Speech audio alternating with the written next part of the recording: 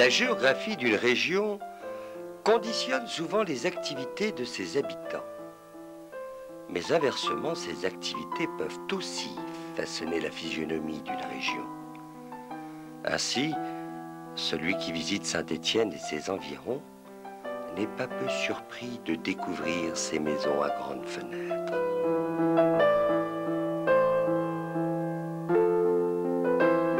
Qui sont donc les géants qui les habitent ?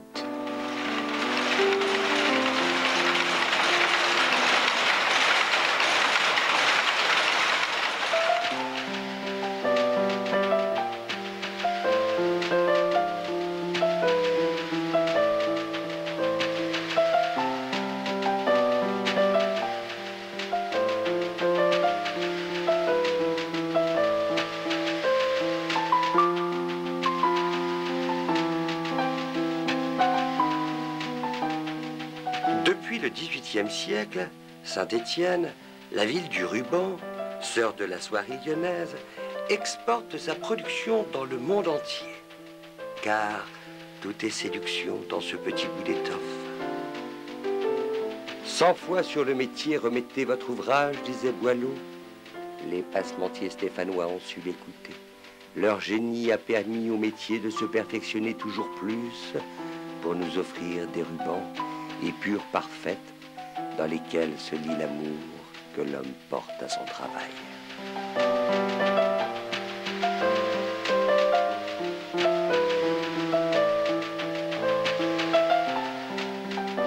Un ruban, c'est avant tout des fils agencés dans un certain ordre.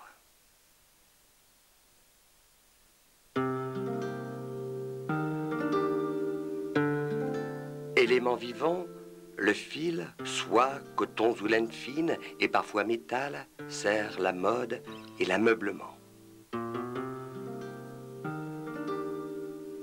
Le passementier l'apprivoise des premiers préparatifs au moment du tissage.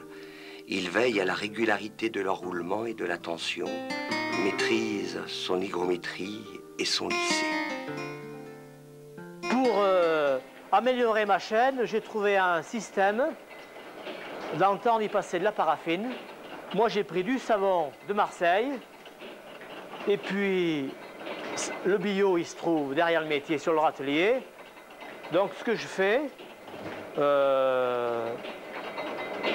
toutes les 4 ou 5 heures, je passe mon savon, comme ça. Moi, j'ai eu mis des moments sur des articles, pris une bombe et puis aspergé ma chaîne comme ça, là. Le destin du tissu est déjà inscrit dans ses premières manipulations. De la perfection du fil et de sa préparation découle la perfection du ruban.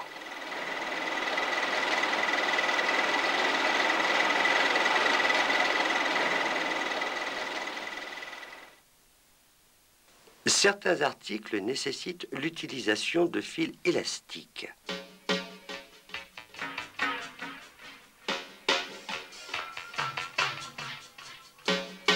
Pour donner de la solidité à la gomme nue, elle est mise sous une tension appropriée et entourée de 2 fils enroulés en sens contraire avec une parfaite régularité.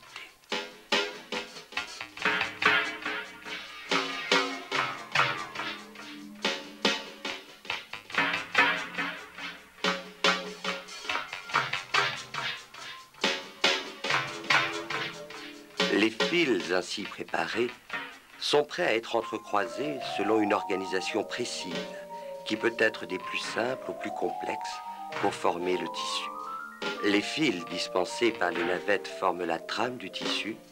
Ils traversent la chaîne dont les fils sont parfaitement parallèles dans le sens de la longueur.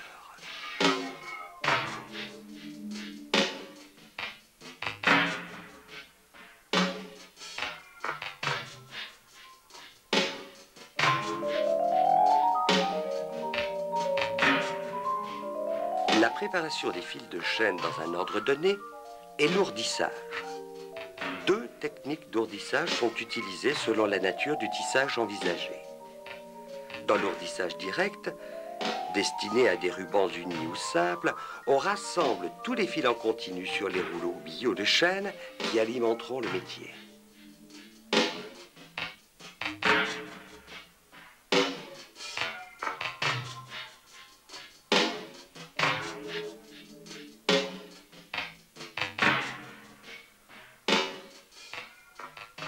L'ourdissage indirect, ourdissage traditionnel, est utilisé de nos jours pour des petites pièces sophistiquées.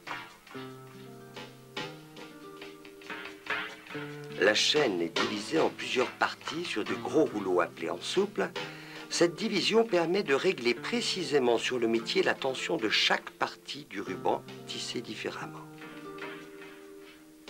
Après que les longueurs de fil nécessaires aient été préparées sur un tambour vertical, les ensouples sont chargés manuellement. Dans ce montage d'articles, vous avez 6 ensouples. Côté gauche, qui est rouge, la lisière. Dans le milieu, vous avez un ensouple de fond qu'on appelle, qui est bicolore, qui fait des rayures. Et par le biais des navettes, ça vous fait un écossais. À droite, vous avez un autre ensouple rouge qu'on appelle cannelé, qui travaille 2 coups baissés, 2 coups levés. Et un peu plus à votre droite, des défilés qui servent à faire les franges.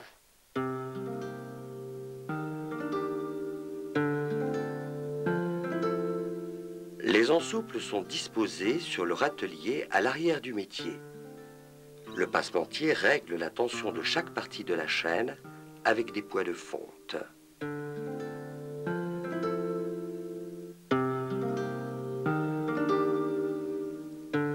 Pour aider le tisseur à maintenir les fils dans l'ordre arrêté, l'ourdisseuse procède de distance en distance à l'encroisage des fils, en passant un gros fil de coton entre les fils pairs et les fils impairs.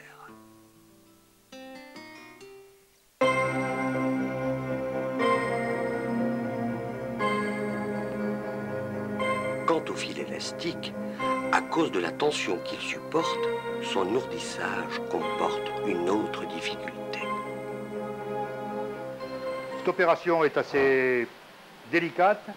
Surtout, il doit y avoir une attention toute particulière quant au réglage de la machine à guiper, car ce réglage est d'une importance capitale, je dirais, mais capitale, j'insiste, car si une négligence est faite, il peut y avoir une détérioration du rouleau, hein, qui peut avoir un effet catastrophique. Pour avoir vu plusieurs fois dans ma carrière, un éclatement de rouleau, hein, mais qui a l'effet d'une bombe, hein, vraiment d'une bombe. Si le personnel s'était trouvé sur la trajectoire, il est sûr et certain qu'il y aurait eu des conséquences dramatiques.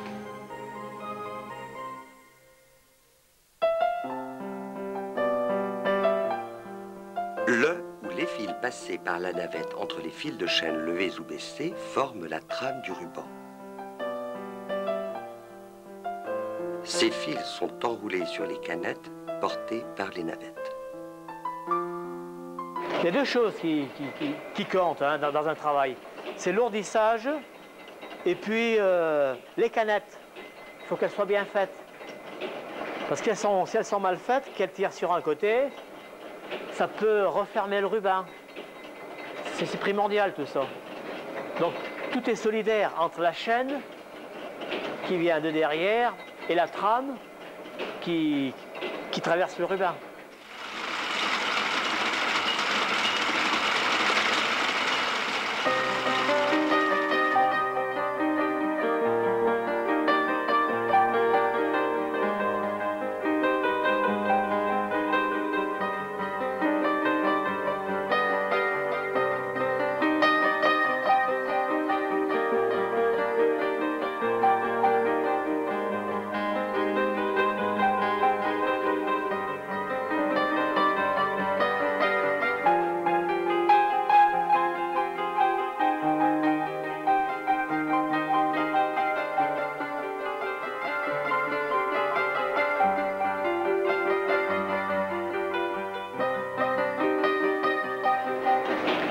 vous avez la trame qui passe comme ça, et puis vous avez des fils dorés aussi qui sont dans la chaîne.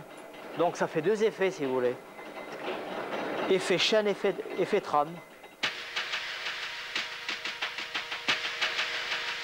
Le métier entrecroise les fils de chaîne et de trame. Jusqu'à 36 rubans peuvent être tissés simultanément. Sur le métier à planche, les fils de chaîne travaillent en série. La planche réunit dans un même cadre l'ensemble des lisses qui supportent chacune un fil. Aussi, il faut autant de planches que de fils de chaîne travaillant dans un ordre différent. Pour exécuter un taffetas, on n'utilise que deux planches, une pour les fils pairs et une pour les fils impairs. Autrefois, les planches étaient levées par le tisseur qui foulait des marches. À la fin du XVIIIe siècle, les premiers métiers mécaniques apparaissent. Mais ne pouvant actionner que deux planches, ils sont limités au seul tissage du taffetas. C'est au début du XIXe siècle que les Stéphanois développent la première programmation mécanique du jeu des planches avec la technique du tambour.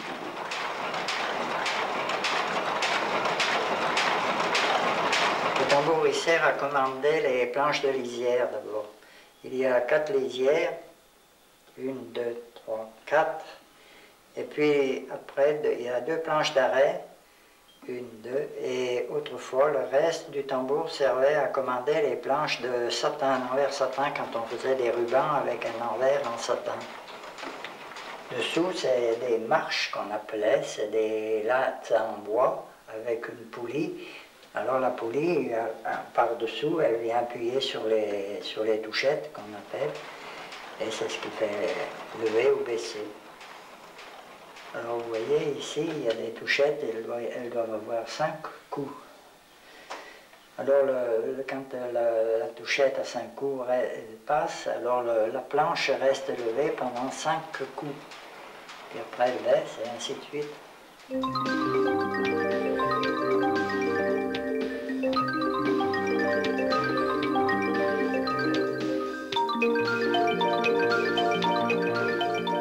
Ce système dit de la radière à touchette est une miniaturisation de l'ancien tambour, les touchettes jouant le même rôle que les gammes.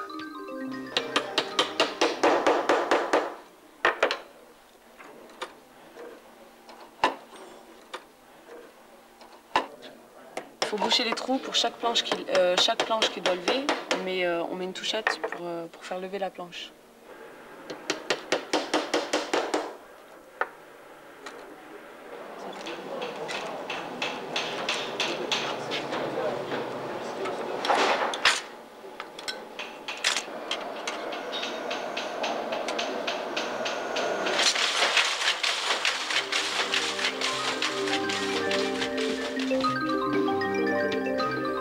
Une autre solution consiste dans le métier dit à raquette. Les cames sont alors remplacées par des aiguilles. Celles-ci sont sélectionnées par un programme écrit sur un carton perforé. On a une raquette avec des aiguilles et des crochets qui vont permettre de soulever ces planches de lisse. On va pouvoir rajouter un nombre de planches, jusqu'à 30 planches, ce qui va permettre de faire des petits dessins géométriques. Pas une fleur correcte parce qu'on n'a pas arrivé à faire un rond.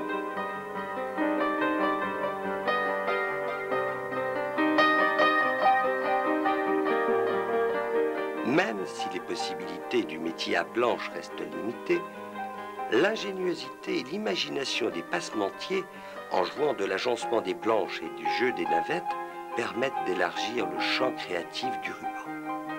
Tout est dans la programmation. Ainsi naissent des rubans boutonnières, des velours ou des galons fronceurs. Ce matériel sert à tisser du galon fronceur. Nous avons pour cela double marchure. Cette double marchure permet de tisser des poches qui serviront par la suite à placer les crochets pour l'ameublement, pour les tentures d'ameublement, parfois ensemble et parfois séparément en levant les planches au niveau des poches.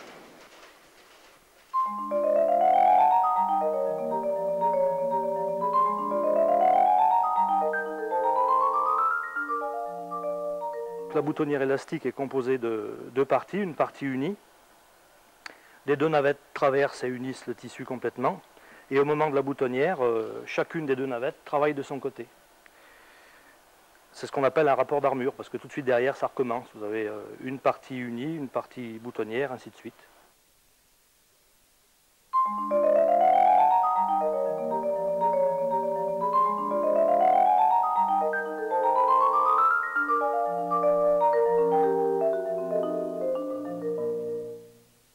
Le métier de velours est un peu comme un métier tambour-ruban, mais au lieu d'avoir qu'une navette, il y a deux navettes qui marchent, qui passent en même temps. Il y a deux chaînes de fond, une chaîne supérieure et une chaîne inférieure, et entre les deux, il y a la chaîne de poil. Le rasoir passe au milieu et laisse la moitié du poil dessus et la moitié du poil dessous. Les rasoirs volants, ça a beaucoup évolué, quoi. C'était déjà quelque chose de merveilleux. Alors que maintenant, dans les métiers à crochet, vous avez carrément, il vous a plus un mouvement alternatif, c'est carrément une bande d'acier qui tourne sans arrêt, c'est tout à fait différent. Ça tourne tellement vite que le velours, ça le cisaille net. Pour donner des boucles ou du relief au ruban, on insère dans sa trame un fil d'acier ou de laiton dont le ruban se libère au fur et à mesure du tissage. Mais ce n'est pas le seul usage du laiton. Pour donner plus de rigidité au ruban, on installe des laitons dans les lisières, ce qui fait que le nœud ne retombe pas.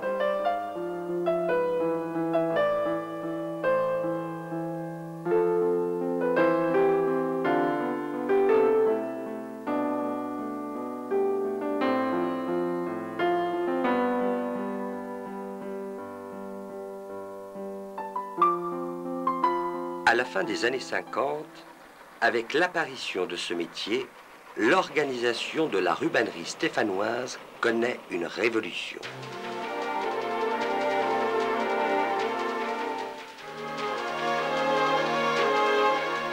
Avec l'apparition du métier automatique, les fabricants de Saint-Étienne commencent à tisser dans leurs propres locaux. Jusqu'alors, de leurs immeubles qui encerclent la statue de la rubannerie, en donneur d'ordre, ils distribuaient le travail de tissage aux passementiers à domicile des bourgs avoisinants. La maison du passementier est à la fois habitation et derrière ses hautes fenêtres, atelier. L'homme et la femme s'occupaient des métiers, et c'était très souvent qu'il y avait le berceau qui était dans un coin de la fabrique. Et comme la maman était toujours à la fabrique, et d'un certain côté aussi, il ne fallait pas arrêter les métiers tous en même temps, parce que si le gosse dormait, ça le réveillait. C'était le contraire. Il était bercé par le bruit.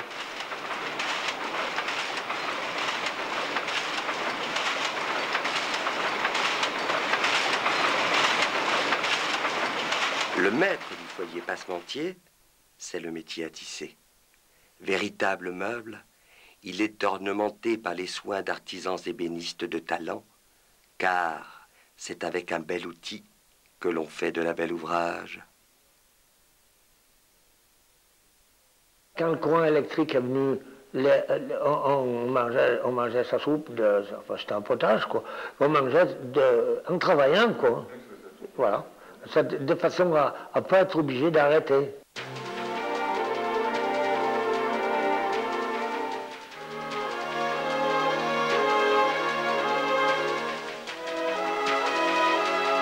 Le matin, avec mon mari, on se lève à la même heure. Moi, j'ai quelques petites occupations qui me retiennent un peu plus dans mon appartement. Mon mari descend en bas, il met les métiers en route. Et puis, vers les 8 heures, je vais le rejoindre. Et puis, nous prenons les métiers en main, mais nous n'avons pas de métier attitré. On surveille les métiers, on sillonne l'atelier, on s'occupe des canetières, on s'occupe de tout ce qui comporte le travail de l'atelier, on surveille les fils, on change les canettes, on passe les fils. Et puis dans la matinée, moi je vais faire mes courses. Je relaisse mon mari tout seul de retour un moment. Et puis on reprend nos occupations. Moi je trouve que la vie en couple dans un atelier comme le nôtre, moi je l'ai très appréciée parce que j'ai eu une certaine liberté que je n'aurais pas eu en usine. Je n'ai pas de contraintes comme à l'usine. Mais enfin, il y a d'autres obligations quand il y a du travail, que ça presse, qu'il y a des coupes à rendre, eh bien, on travaille plus, je me tiens plus à l'atelier, mon mari fait des journées plus grandes pour pouvoir respecter les délais, que le client qui soit satisfait.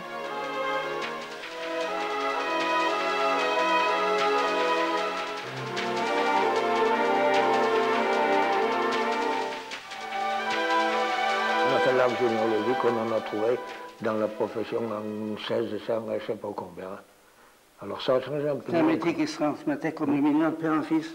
Moi, ce que je suis sûr, c'est que mes arrière-grands-parents étaient dans la profession.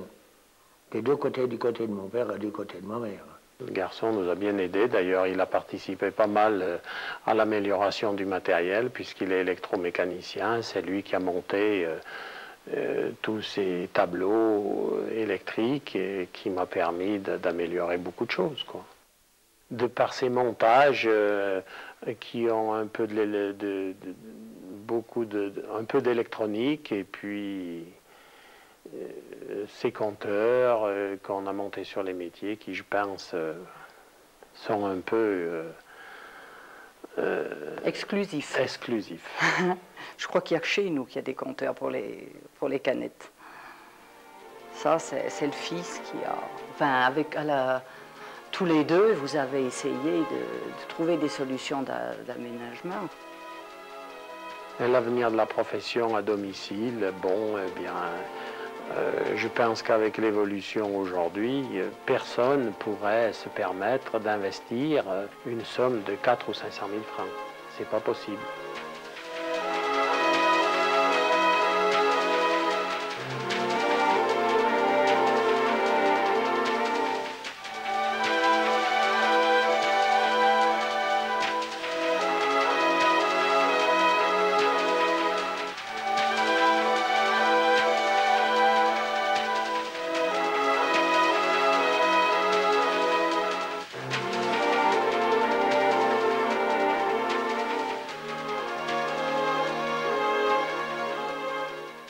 Alors ce métier, en quoi est-il révolutionnaire? Ceci est un métier à tisser libi qui a été introduit en France par un Américain. Et ce métier a été révolutionnaire puisqu'il permettait de tisser sans navette. C'est-à-dire qu'on avait abandonné la navette et on l'avait remplacée par des aiguilles d'insertion de trame qui passaient alternativement au travers des fils de chaîne. Le tassement de cette trame était assuré par un peigne rotatif, ce qui n'était jamais vu auparavant, ce qui lui permettait une grande vitesse, mais il était quand même limité au niveau fabrication, et il était limité à la fabrication des articles simples, qui étaient destinés surtout à la confection en tissu élastique.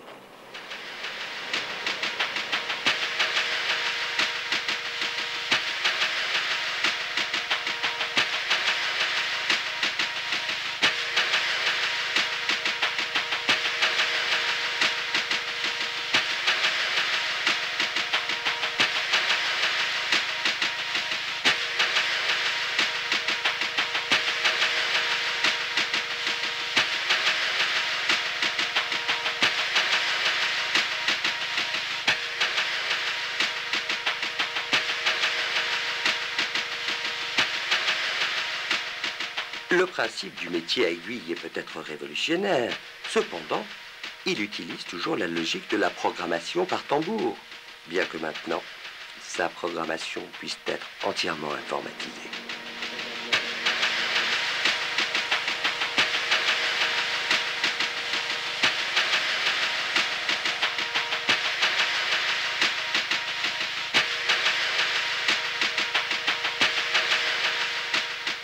Limités par le nombre de planches qu'ils peuvent piloter, ces métiers se cantonnent au tissage de rubans unis ou à motifs simples, contraintes que seule la sérigraphie permet de surmonter.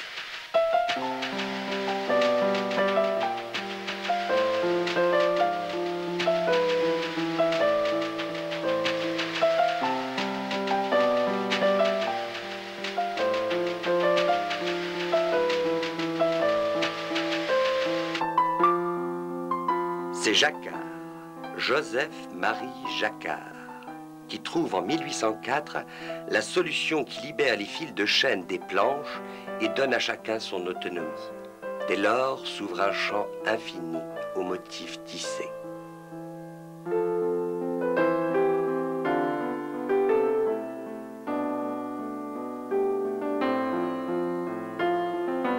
La mécanique Jacquard, associée au battant brocheur à plusieurs navettes, a fait à partir de 1830 la fortune du ruban stéphanois. Que l'on joue de la trame pour faire du brochet ou de la chaîne pour faire du façonné, arabesques, fleurs, personnages naissent sur le ruban, mais aussi les satins les plus subtils.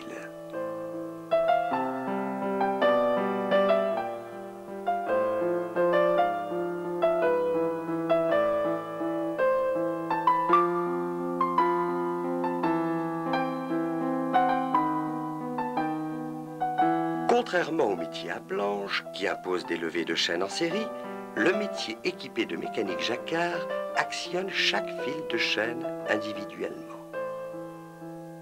Surplombant le bâti du métier, la mécanique tire les crochets qui entraînent par l'intermédiaire des lisses les fils de chaîne sélectionnés par le carton. Pour chaque pièce de ruban, un nombre de cordes égal au nombre de fils de chaîne est mis en œuvre pour transmettre les levées dictées par la mécanique.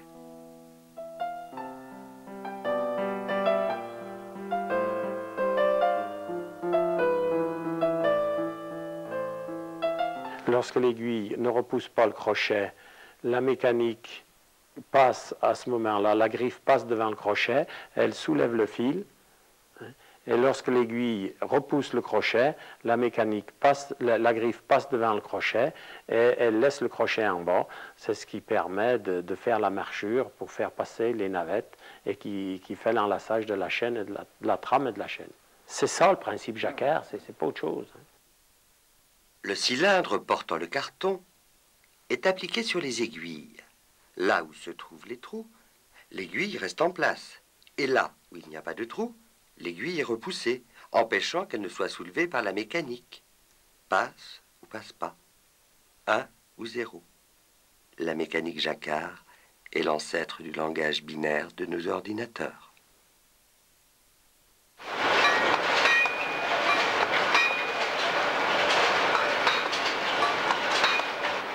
Là, c'est prévu pour 200 fils. Là, on peut mettre 400 fils. Et là, on peut mettre 600 fils. La longueur est pareille, mais là, vous voyez, on a 4 rangs de plus. Et le premier rang est prévu pour le passage des navettes, là. Et les coups perdus. Les coups perdus, c'est les coups de Jacquard, quoi, les coups brochés. Hein. Les trous du carton Jacquard programment aussi le passage des navettes en synchronie avec les levées de chaîne. La sélection du passage des navettes est réalisée par l'entremise de la marionnette qui reçoit les ordres de la petite mécanique. Les navettes, guidées sur le battant, sont passées d'un bord à l'autre du tissu.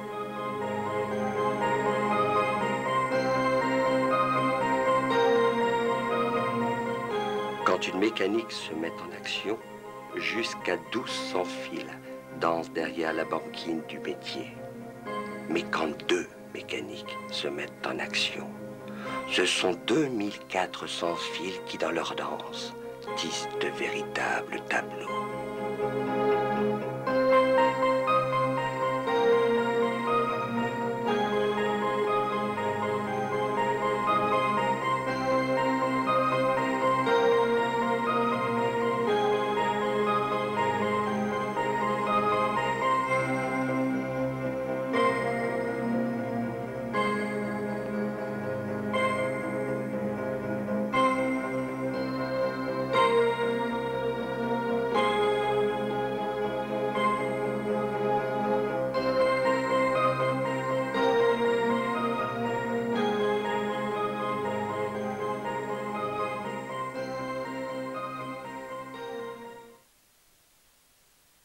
comment sont conçus les cartons qui permettent de tisser de telles merveilles?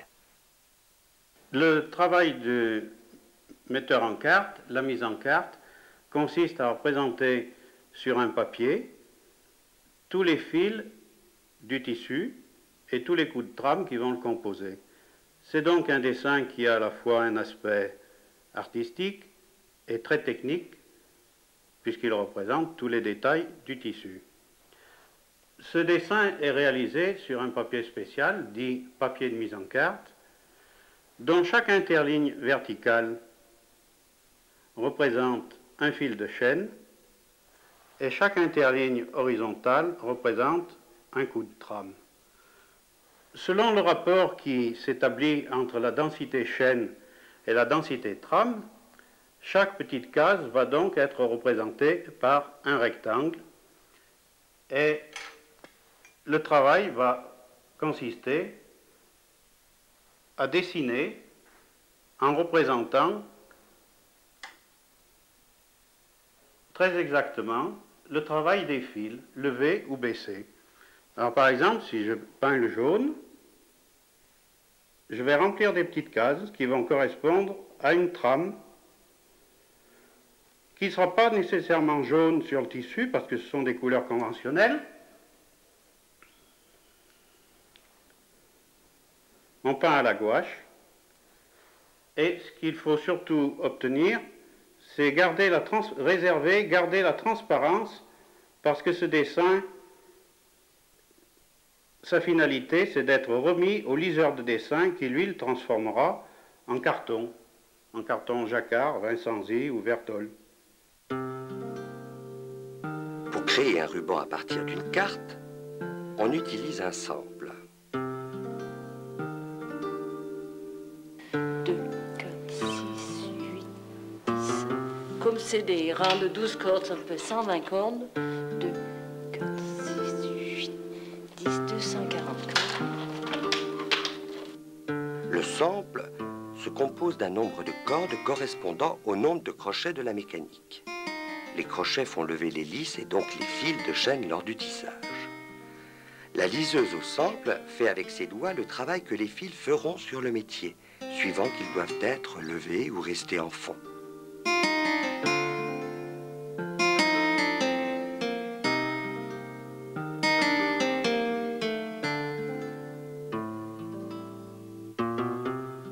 Entre ses doigts, elle passe à leur place respective des cordes, appelées en barbe, qui représentent la trame, alors que les cordes du sample représentent la chaîne.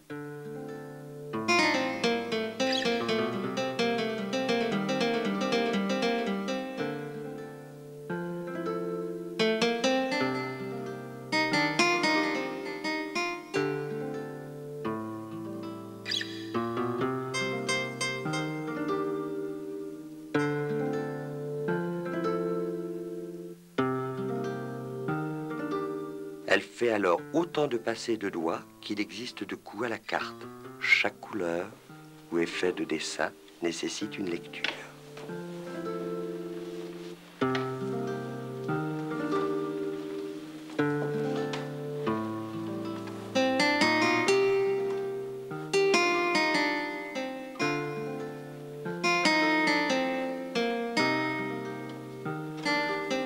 Le sample ainsi enlacé est placé à l'arrière de la machine à piquer qu'il va programmer pour le perçage des cartons. Le donneur, en tirant les cordes réunies par une même embarbe, sélectionne ainsi les emporte-pièces qui, sur chaque coup du piqueur, percent un carton. Chaque carton correspond à une levée de chaîne et un passage de navette.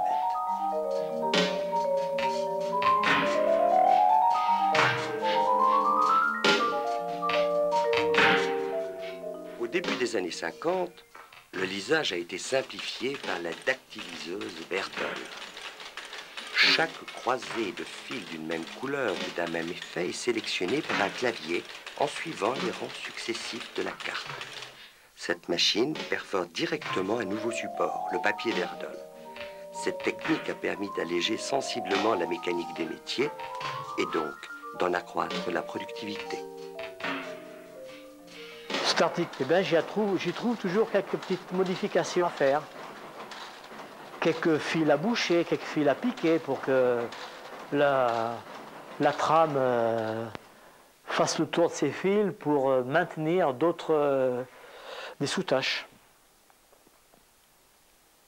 D'ailleurs, je pourrais vous faire voir tous les cartons jacquard que j'ai bouchés. Techniquement, c'était bien, mais quand ça travaillait, ça enfermait tellement les sous-tâches qu'elles ne pouvaient plus s'en aller. Donc, au lieu qu'elles soient tendues, elles étaient toutes tordues. L'assistance par ordinateur permet une économie de temps en concentrant sur un seul poste de travail la mise en carte, la lecture de la carte et la programmation du piquage des cartons. Les armures contenues dans la mémoire de l'ordinateur sont appliquées sur les différentes zones du dessin apparaissant à l'écran selon des couleurs conventionnelles. L'esquisse a été préalablement scannérisée. Il est possible d'imprimer une mise en carte sur du papier réglé, mais aussi de sortir une disquette, soit pour une machine à piquer assistée par ordinateur, soit pour programmer directement le métier.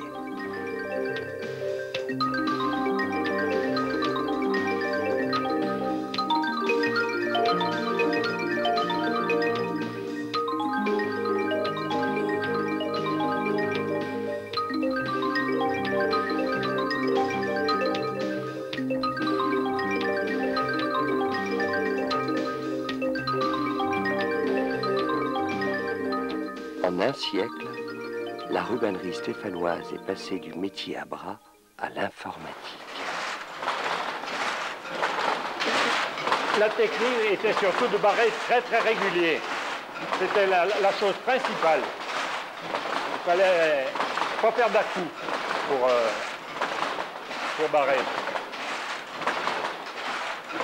La force électrique est arrivée un peu avant 1900 sur Saint-Étienne, mais chez nous, dans un petit village à côté, on l'a eu seulement, paraît-il, en 1904. À ce moment-là, le courant était contingenté, c'est-à-dire qu'il était coupé, vu qu'on avait installé des lignes spéciales pour alimenter les passementiers.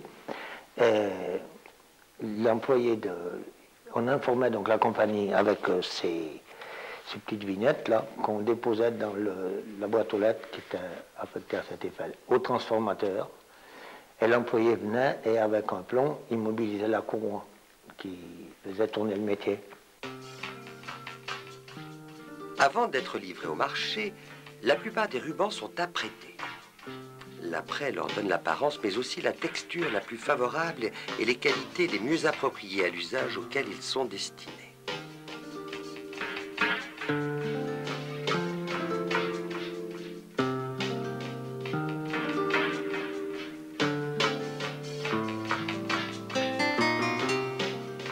Ils peuvent même être déformés, écrasés entre des cylindres chauffés pour qu'ensuite la lumière se joue de leur moire.